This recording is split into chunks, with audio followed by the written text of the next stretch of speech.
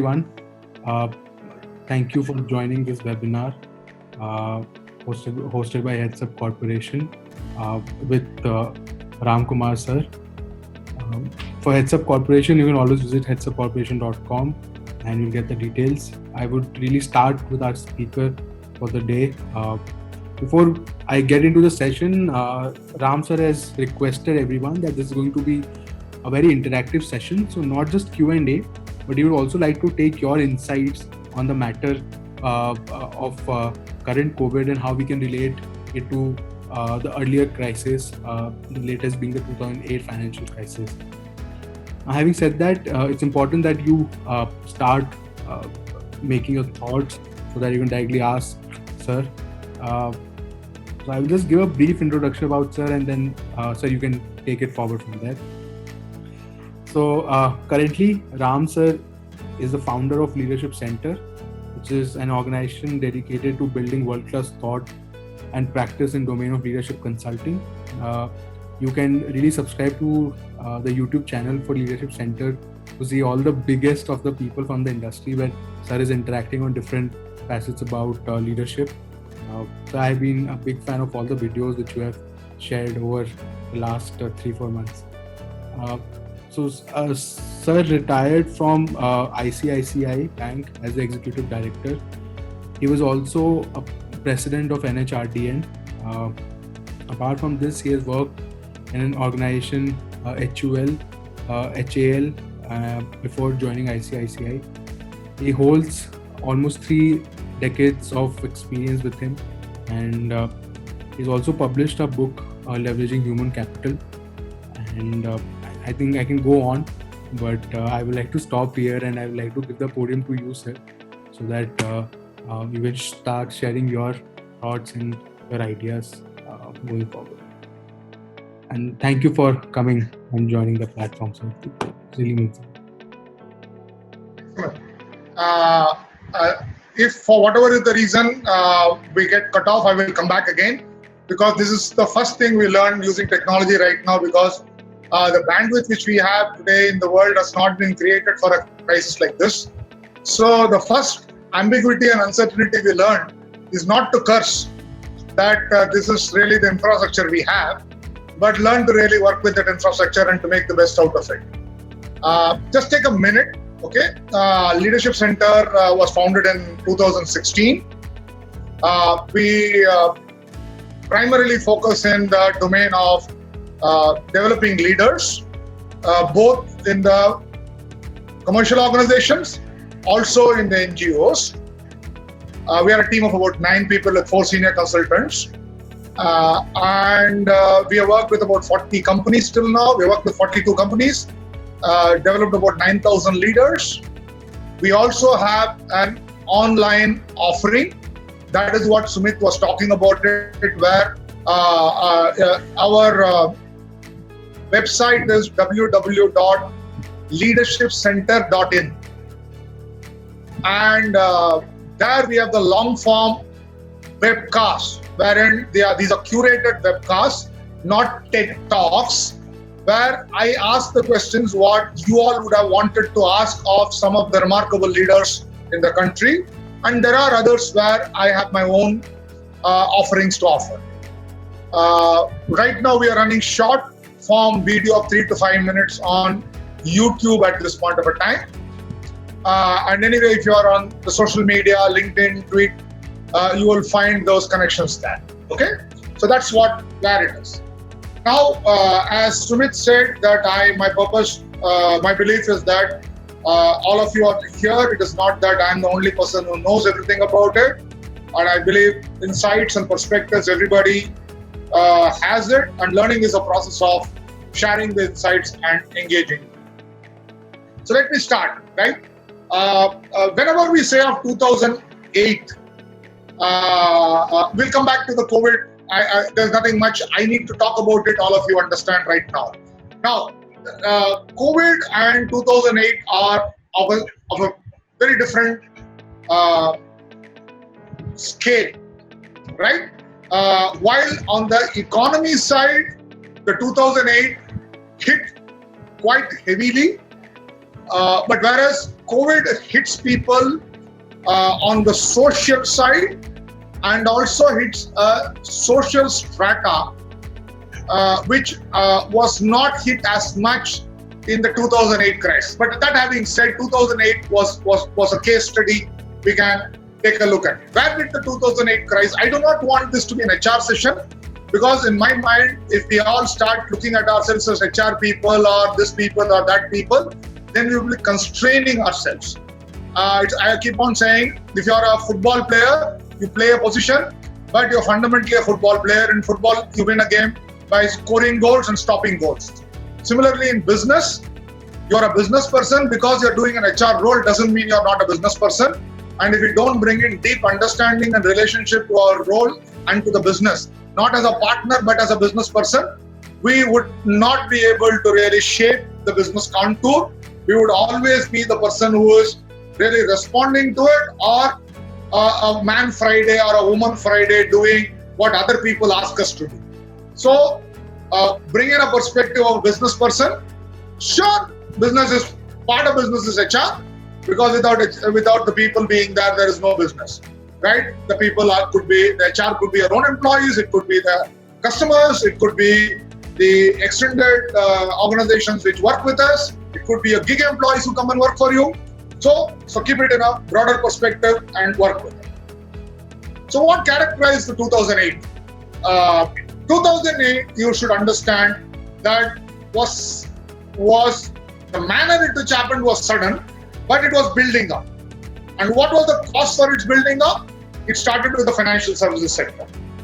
It started with the financial services sector because there was a product called credit derivatives, which was created for a particular purpose by JP Morgan in 1980s, but it had been used in the name of innovation for many, many other things.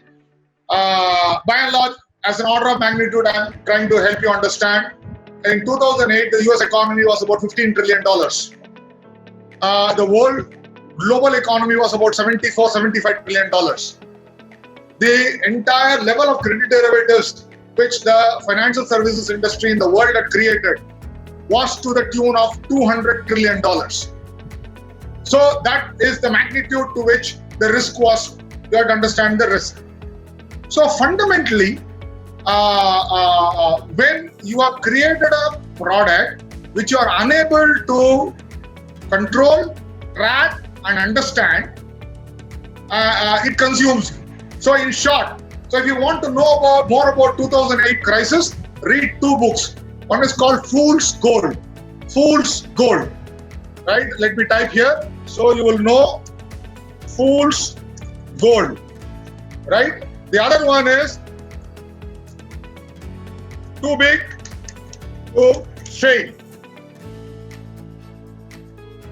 Right? These two books will give you a deep understanding of what was the anatomy of the crisis. Now, look at how did this? Before that, let's look at it.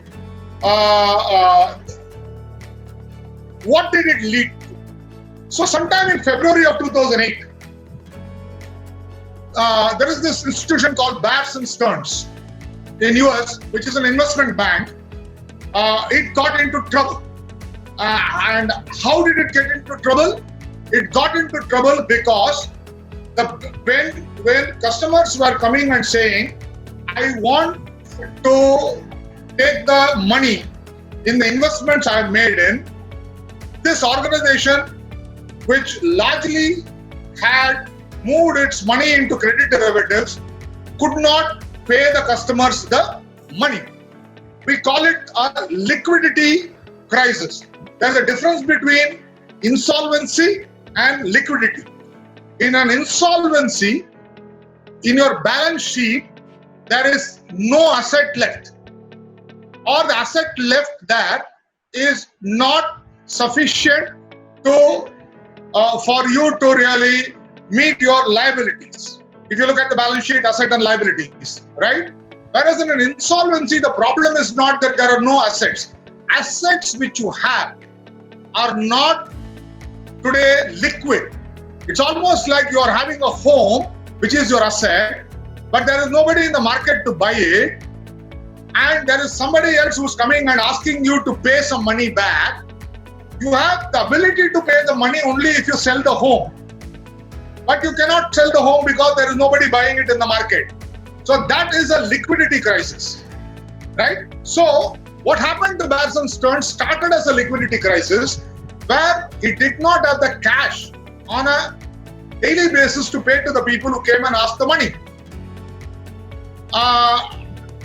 And as you are unable to pay the money to the people who are asking this, immediately in the market, people start worrying about whether you really have your assets which are real or these are imaginary assets. That's the problem which happened with DHFL if you are tracking it in India.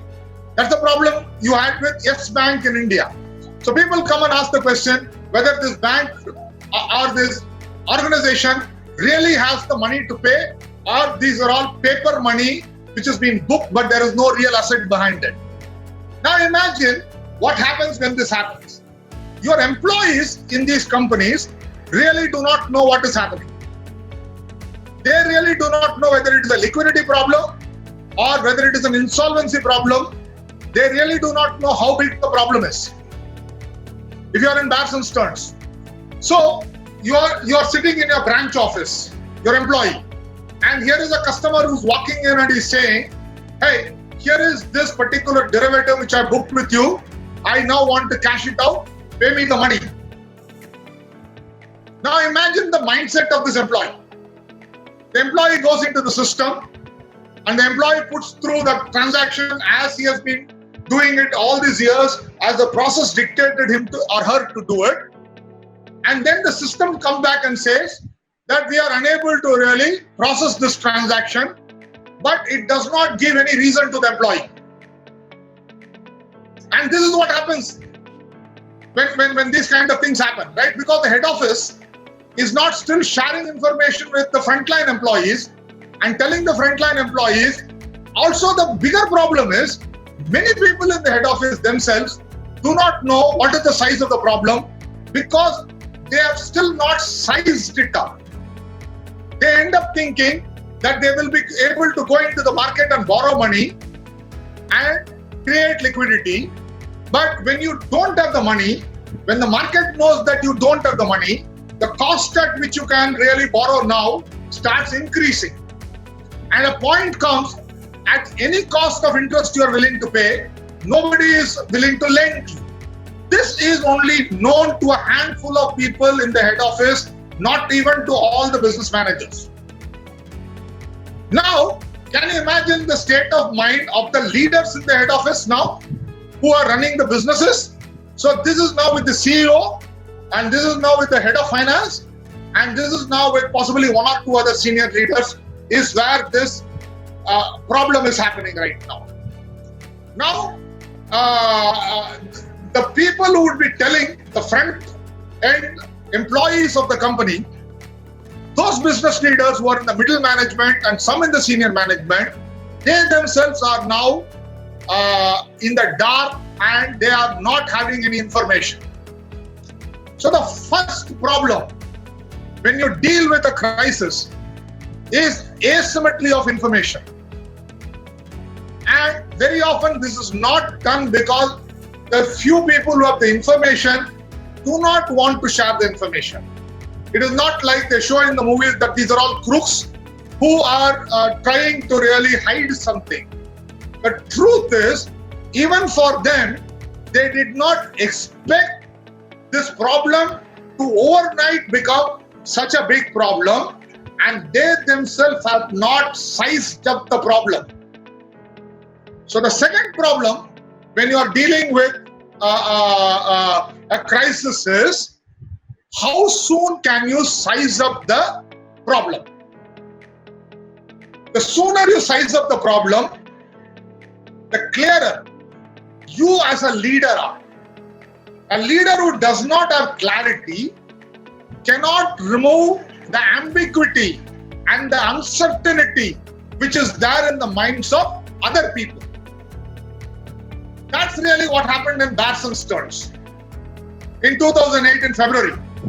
That the market is, they're not able to raise money in the market. Because they're not able to raise money in the market, they don't have liquid money available in the company. Because they don't have liquid money available in the company, the front-end staff who's putting through a transaction is not able to honor by transferring the money to the customer. And when the customer is asking the front-end staff, why am I not getting my money? The front-end staff is giving a blank look or is running from that desk back to his branch manager's room. Can you vividly look at what is happening in this room? And the branch manager is placing a call to the regional manager. And the regional manager is placing a call to the zonal manager.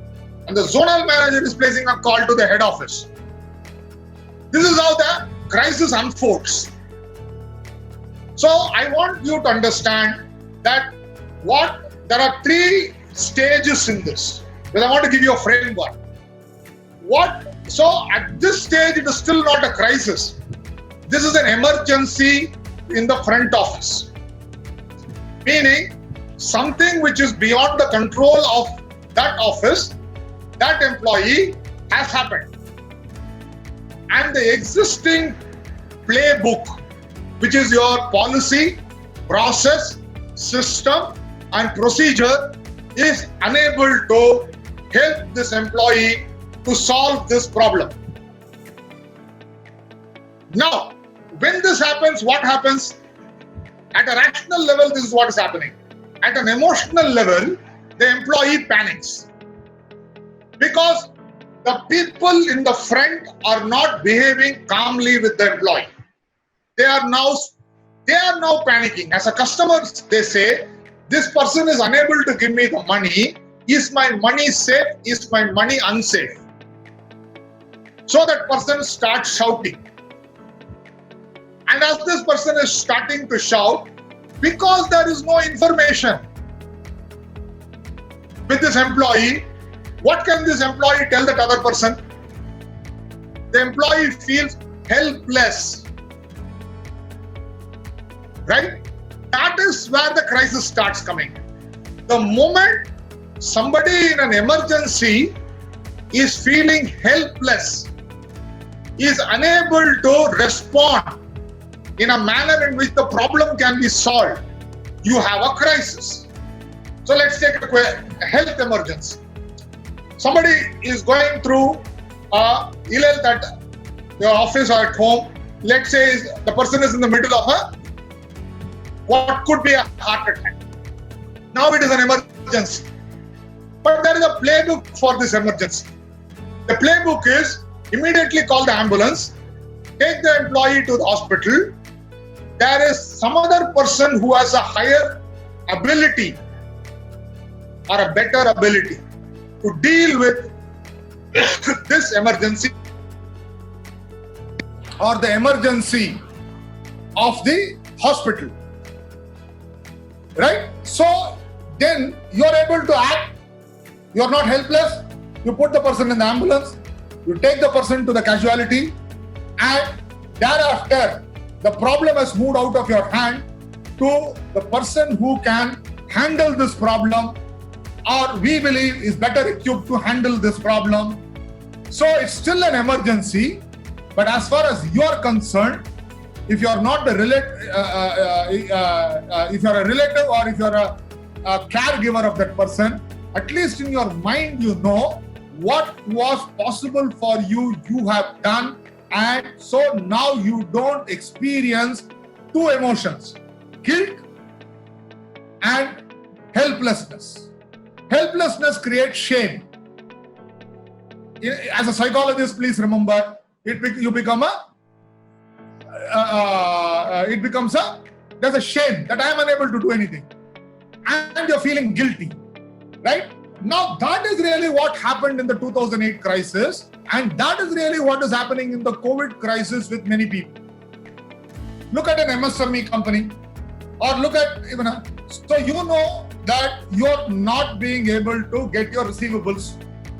You know you're not able to really move your stocks out and sell.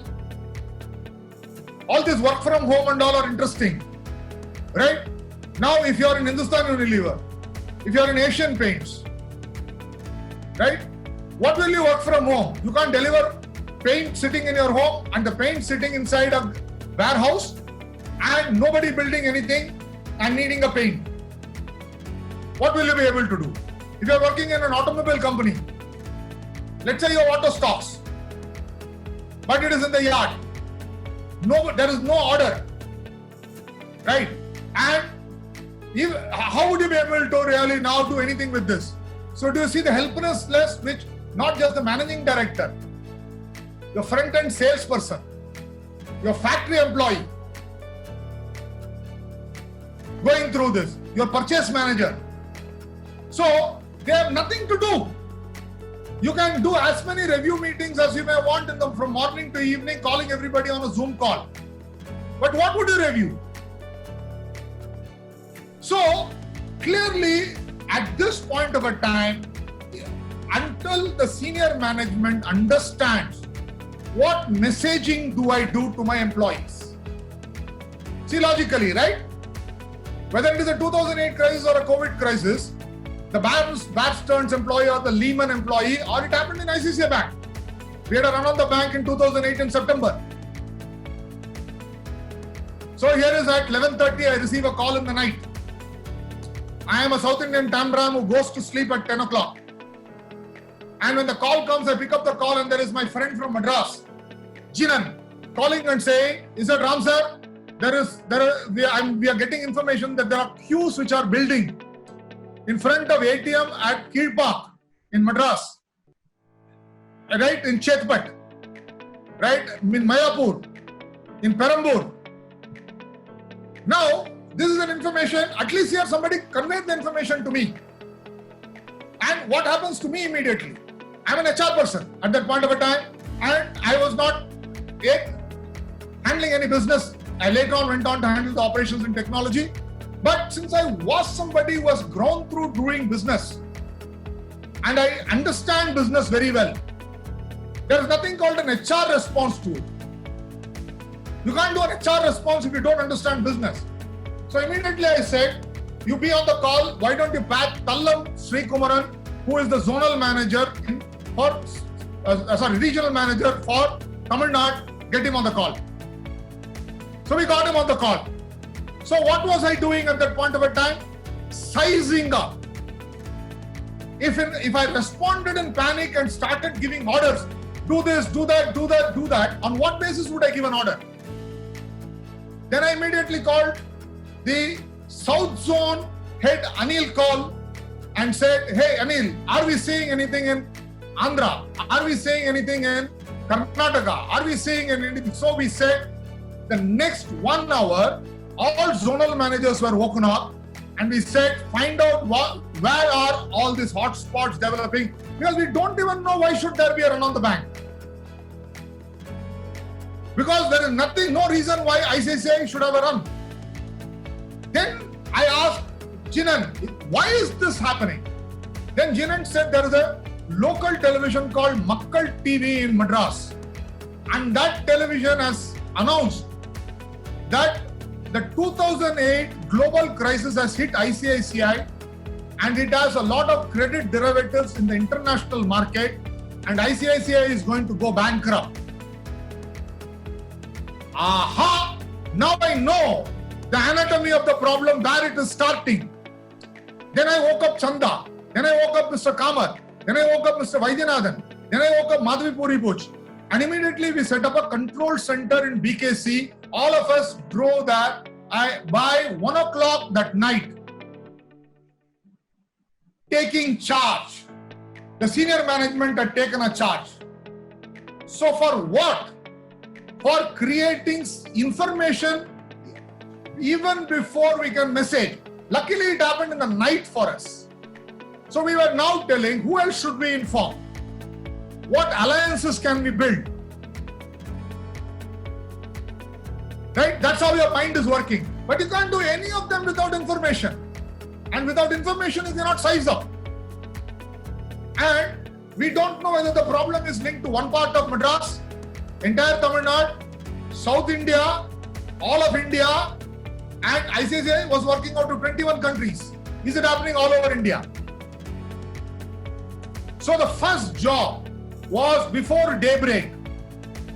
We have to have information on what is happening, why is this happening, what is the scale and size of it, and like a cyclone, how big can it become?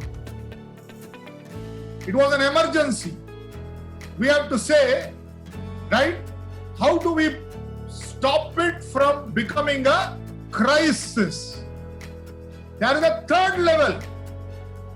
If we don't contain something at a level of a crisis, it will become a disaster. A disaster is when the impending downside has happened. A crisis is when an impending downside is imminent. And emergency is when a crisis is brewing. So, in COVID right now, as far as India is concerned, we still don't have a disaster.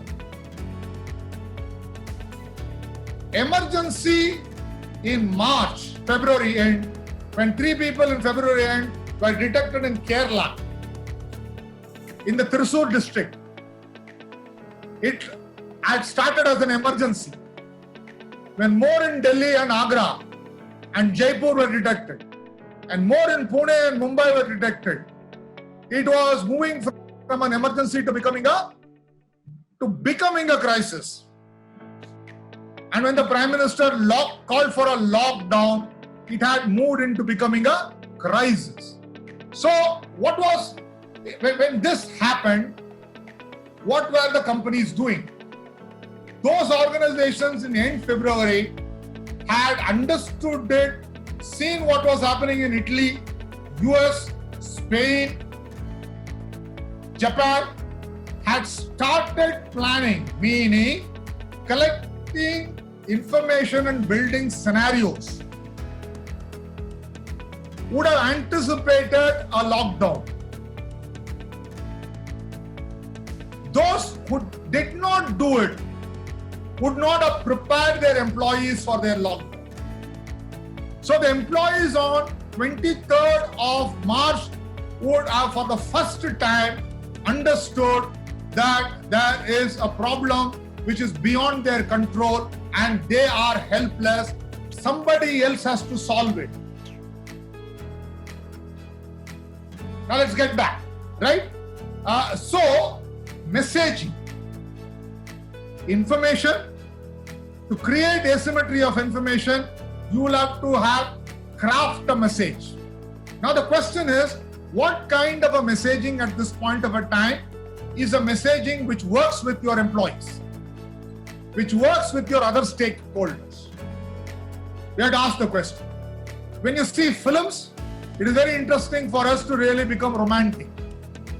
This hair-raising, inspirational, all will be well, this will end very well, hum hoenge kamyab kind of a messaging is filmy. It actually doesn't work. I call it romantic optimism. A romantic optimism doesn't work. So it is important at this point of a time for the leaders to be able to inform the employees what is the size of the problem in your company, and do it with data and information and not with emotion. And the way you speak then has to be intense but unemotional in terms of other emotions. You cannot put panic in your voice. You cannot be tentative when you are speaking. You cannot appear to be uncertain with your facts. Now you may say, right, how can you talk about the future? And how can there be facts about the future? Some facts are available for the future. For example, take my very small company of 9 people. Apart from that, we give, through a contractor, we give employment to 30 people. So what did we do? By mid-March, we had sat down and sized up how much of receivables is sitting with how many clients. We sized up how much of money is sitting in our bank account as liquid money. We sized up what kind of business cannot be done even if we want. Then we sized up what kind of a business can be done which we have done before. Then we sized up what kind of a business we should now envision and create, which we have not done before, but make it possible now. So, you are sizing up what is the cash locked, what is the cash in hand, and going forward, how do you still keep booking business? Then you ask yourself a question. What are the avoidable expenses? For example, we have a facility called Kautilya. That is a 60-room facility in a 2-acre plot. To run that facility, we need 15 lakhs per month as to run it. So we immediately said, shut the power down to 0. But we still have to pay to the electricity board a minimum demand. Take out the entire D2H. Take out the entire Wi-Fi. We don't need it. Stop all the water we were buying. So now if you take out all this, right, how much does the expense come to? So you don't start saying cut the employee salary. That's a dumb way to do it. Right? That is how companies which are not doing it in a methodical, systematic, non-panicky manner will do it. So you have to ask the question, all this done, then you come back and say, with what kind of a money, for how long can you sustain this? So when is the earliest you can expect the facility to be used where people will come for training? We said, whatever happens, we don't see this happening till September end. This was on 15th of March, we said. Now we believe it can't happen till at least December. Even a cure won't get people, only a vaccine will get people. So we know Kautilya had to be brought down to bare minimum. Now, the other company we run is Leadership Center, where we have to ask the question, now, we can do business there. So we now say, where we were earlier billing about 60 to 75 lakhs a month, now we said, we have to find a way to bill at least 15 lakhs so that we are able to pay salaries to everybody. And you'll be surprised. We did it for April. We have not cut salaries. We have not cut salaries for Kautilya, for the contract labor. Now you understand, right? Once you have sized this up, then the messaging comes. So the messaging to the contract labor is, don't worry. Till the month of June, we will pay salaries for you, and then we will review it in the month of July what we can do. To the employees of Leadership Center, don't worry, but we have to find business. Each of you find through your own contacts and customers how to write new business and to be able to do it. So tomorrow we are going to do the first time dry run of running a full classroom on Microsoft Teams. And we are going to run our first full classroom program next week for a group of 30 people with exercises and all those things which we have done in the classroom, which has been adapted for the virtual world. So you have to now renegotiate models of business. The old model of your business is unlikely to be now available to you. So you have to think through it. Now, hence, messaging cannot be a one-time static messaging. Plans and strategies cannot be cast in stone and done one time. During this period, messaging on a daily basis will change. So the night before, you need to know what will you message the next morning to your staff. Plans may not change every night, but plans have to be ready to change at least every week. Hence, in a crisis, long-term planning is meaningless because space and time get contracted. So when you are in the middle of a crisis, you are not anymore doing budgeting and planning for 1 year. You are now, because you don't have information for 1 year. Because there is no playbook. Even the national leaders who run the country have on how the country will look like 4 months from now. So for us to go back and start planning what can happen 4 months from now, right, is foolish. Then you are in a guesswork. It is not even intuition. You are guessing, wild guessing. Now then you break it down. What is 3 months as an outlook into a weekly one? 12 weeks. Right? That is what, then in the 12 weeks, then you know what has to be done now and what has to be learned and done next week, and what innovations have to be delivered. Now, not in a time frame of 1 year. Now innovations have to be delivered in 30 days. So the innovation projects which you are unleashing and asking your employees to work should be of a size which can be conceptualized and operationalized in less than 4 weeks. Otherwise, it is useless. So the whole envelope of work we are really engaging with, all of them get reorganized. So your messaging now becomes every day to your employees. Your planning becomes every week. Your entire time horizon is not a year, but 3 months. Your innovation cycle cannot be more than 30 days. Your learning cycle cannot be more than 1 week. New learning has to happen within a week. So broadly, the whole game, right? While Sumit's brief to me was to go to 2008, we can go back to 2008 because many of these things were not required in 2008. But the current crisis is where I am anchoring myself rather than going to 2008. Because in the current crisis, whichever company can do this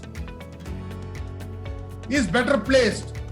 And that is why you need what I call is a resolute optimism. What is a resolute optimism?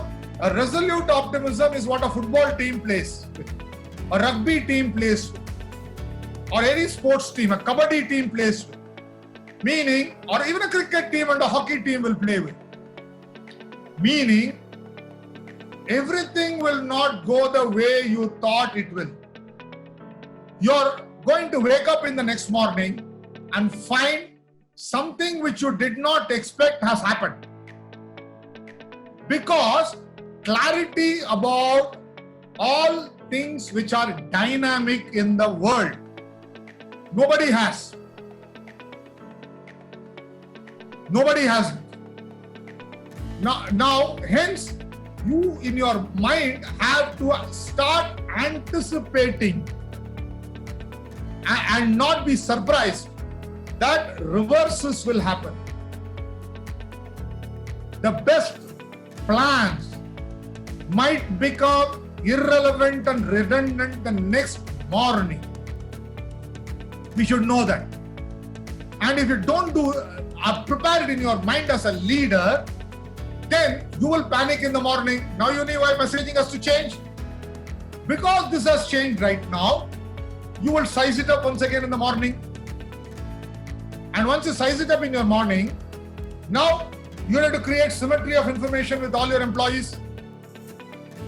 You have to recraft that new message which has modified relative to the yesterday's message, and you have to effectively transmit that message to the people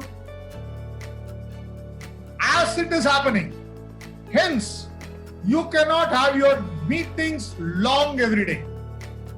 You need possibly 3 meetings in a day, and each meeting not more than 20 minutes to 30 minutes. Stock taking meeting, course correction meeting, resizing meeting, re-messaging meeting. That's what you do during this period.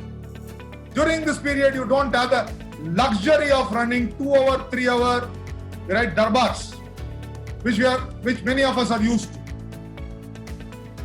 And you need to know how to get this out well, and which message will go as an email, which message will go as a webcast.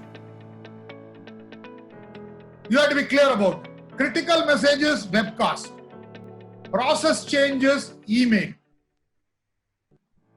Policy changes, webcast, followed up by an email. That clarity you have to bring in. And if you don't bring in, then you'll be just wringing your hands and the events will overtake you. And when the events overtake you, you are in trouble. Then you will panic once again. Just remember that.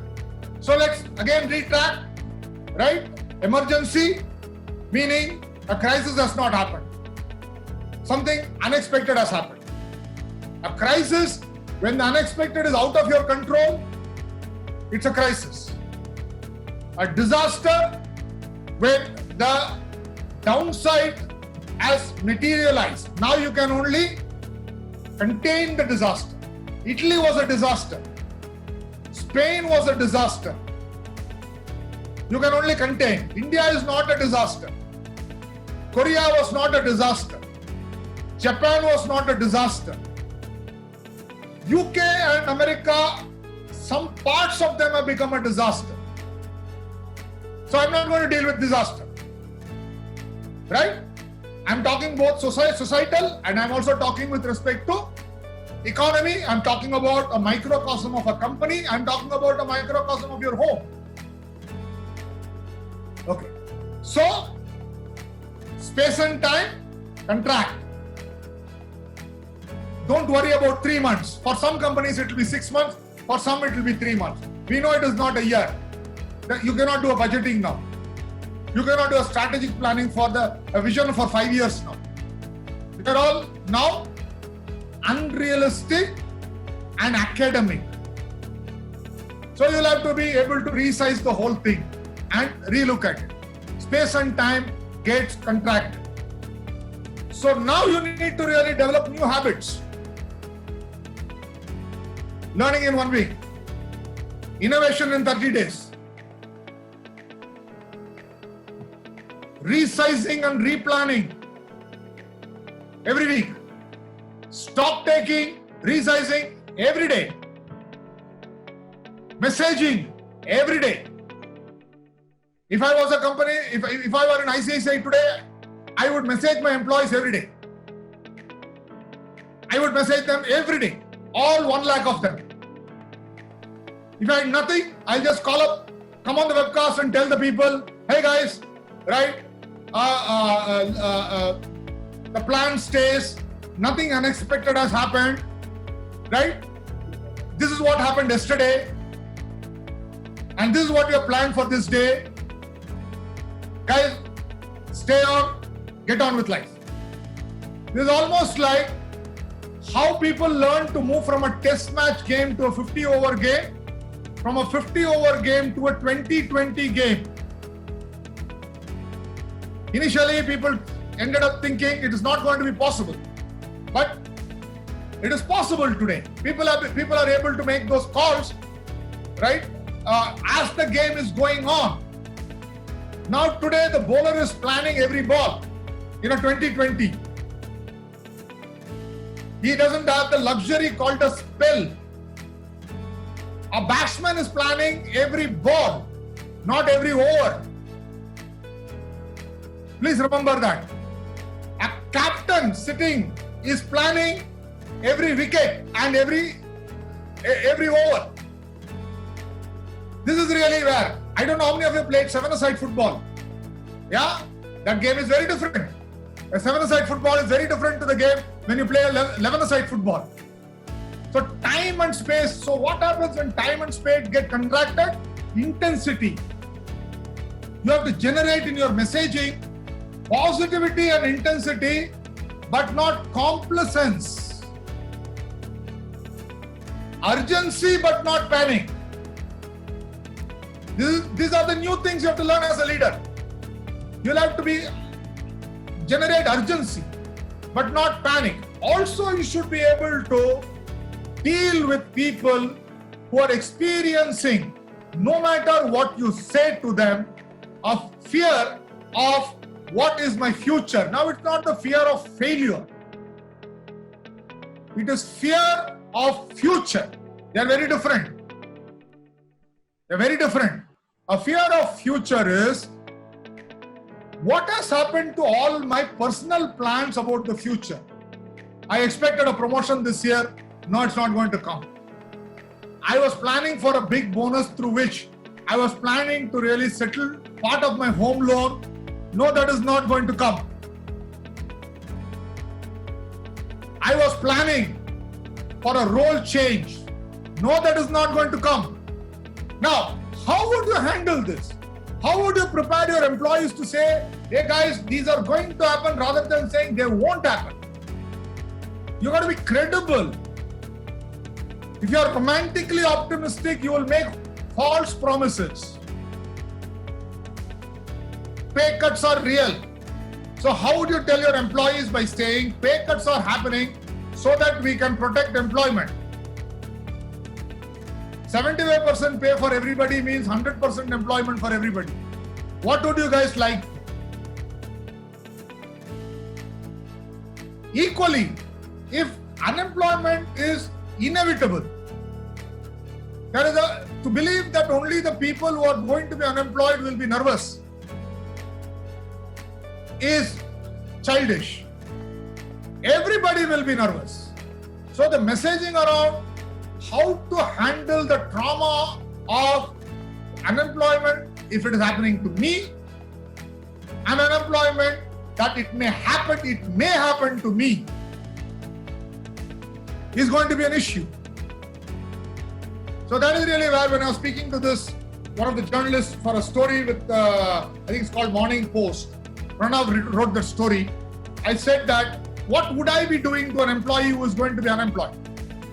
I would be ensuring that there's a different messaging done there.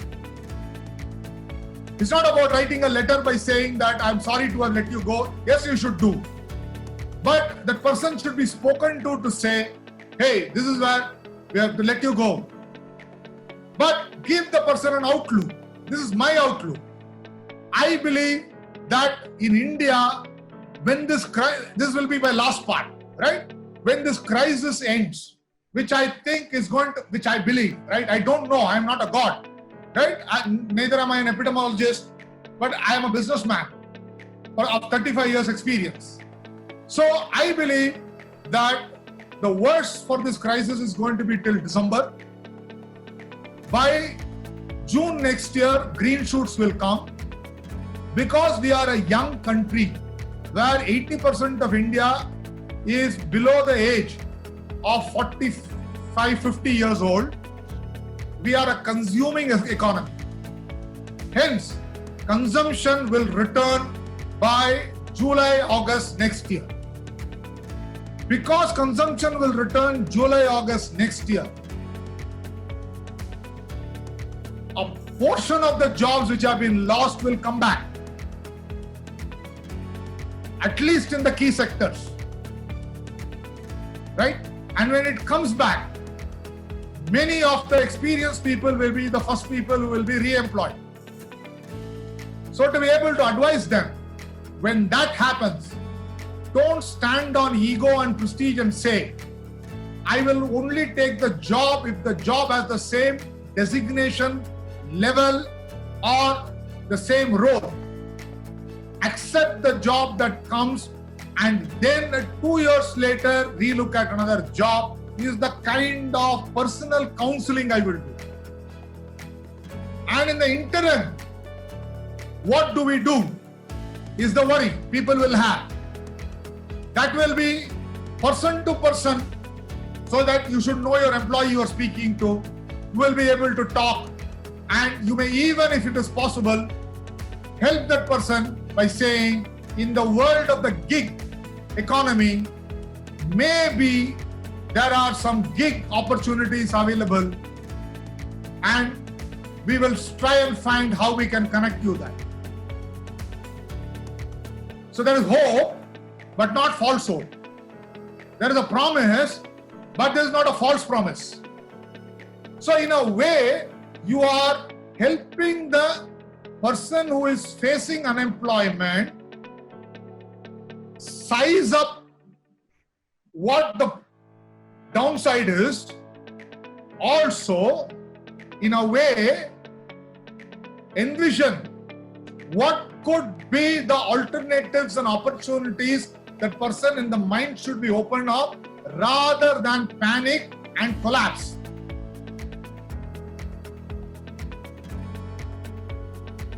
So last point, right?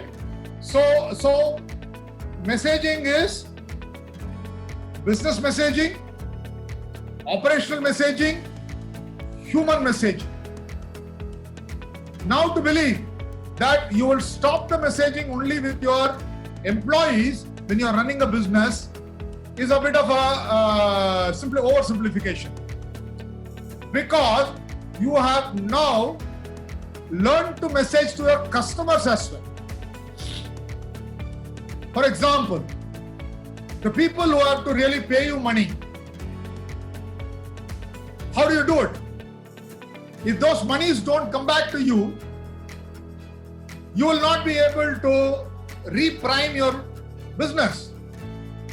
So, how do I get and convince? Because the eventual person from whom I have a receivable, to prioritize and pay to me and not to some other person. This is something which becomes very important. Now what happens in a panic, right? Neither the leader thinks like this, nor the employee thinks like this. So even the money which otherwise would have come to you, which would have eased the situation for you, doesn't flow. So one of the things that my business, small business, we did is that we have by now collected 90% of our receivables which were required to be received by March. What does it make it for me? Suddenly I can, without a single rupee business being returned, I can run the Leadership Center business till now December. So in my re-messaging to my employee, I could tell them, guys, we don't have to worry that in July, it's not only June like what I told you in March, now till December we don't have a problem. I will be able to pay salaries to you till December. So immediately the fear goes away for the employee. And the moment the fear goes away from the employee's level of engagement, it's not that the employee will be engaged low because the person wants to screw you. It is just that a mind which is in fear freezes. So the biggest job is to be able to, on a daily basis, handle the fear of future.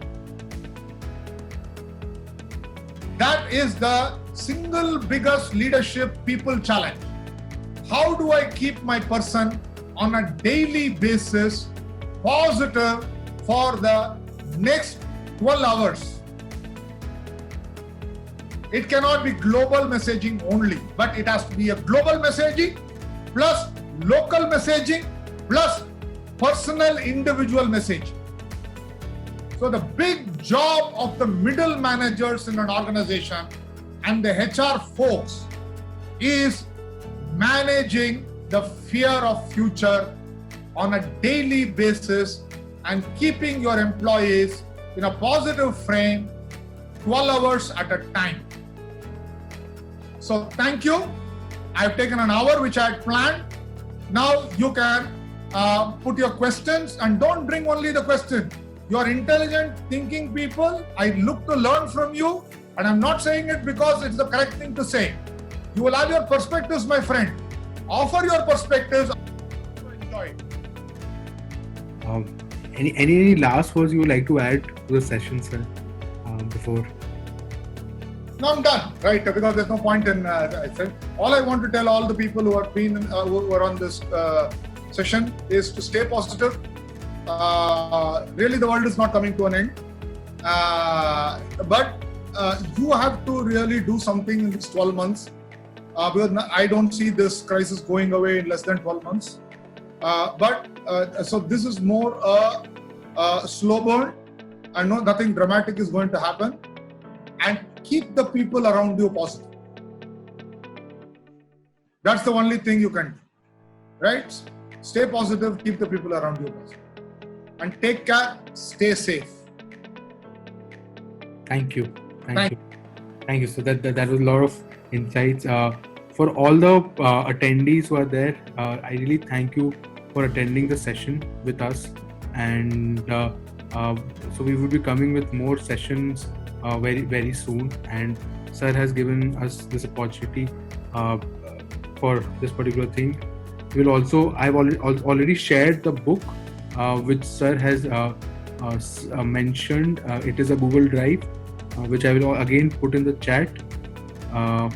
So there are two books which sir mentioned about Too Big to Fail and Fool's Gold. These are the two books which sir mentioned. So that would be there.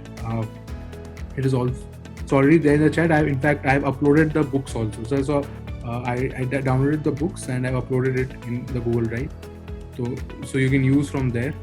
And so thank you everyone.